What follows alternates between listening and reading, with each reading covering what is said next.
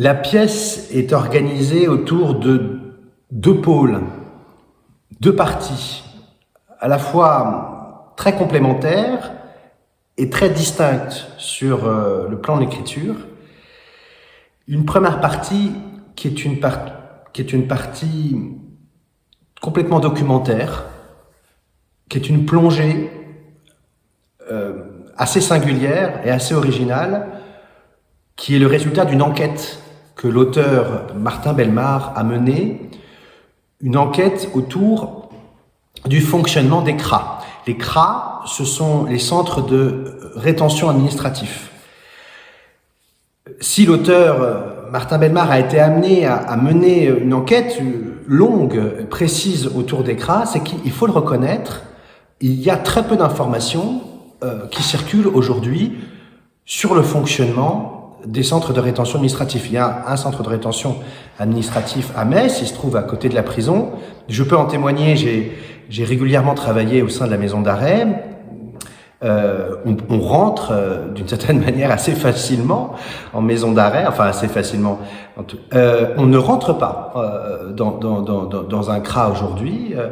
D'ailleurs, à ma connaissance, il n'y a aucune action culturelle, aucune dynamique, en tout cas, qui puisse venir de l'extérieur, ce qui prouve effectivement cette volonté d'opacité et de secret autour du fonctionnement des CRA. Et c'est cette opacité qui a mené l'auteur Martin Bellemare à mener une enquête qui est une enquête, lui aussi, un petit peu comme moi à l'époque, avait un petit peu espéré pouvoir rentrer à l'intérieur d'un CRA pour se faire sa propre idée. Ça n'a pas été possible. Et donc, il a mené son enquête à partir de témoignages qu'il a pu faire de gens qui travaillaient dans les CRA.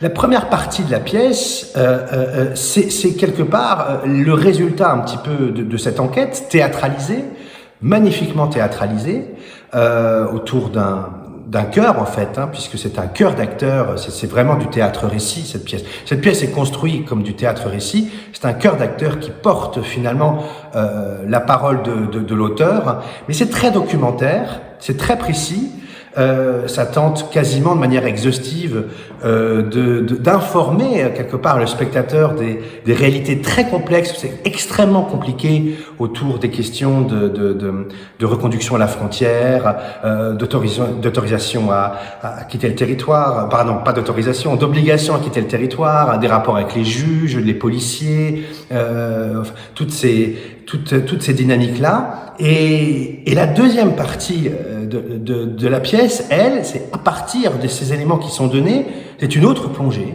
C'est une plongée où l'auteur, quelque part, s'autorise à faire venir la fiction. Et il nous propose deux personnages. Un premier qui s'appelle Karim, qui est le personnage un peu central de la pièce. Un deuxième, Tina, qui en fait, Tina travaille à l'intérieur d'un CRA. Et à travers ce personnage de Karim, qui a cette faculté assez extraordinaire parce qu'il est apatride. Alors c'est toute cette question finalement qui traverse la pièce, c'est la question de l'appartenance à une identité, à un pays, et le cas de la situation de quelqu'un qui est apatride et qui quelque part s'en sert. Et à travers la relation que nous, Tina et Karim, l'apatride, eh bien beaucoup de choses. Quelque chose comme une histoire d'amour, même si on n'en est pas tout à fait sûr, mais aussi une très très belle réflexion autour de la question de l'identité et de la liberté.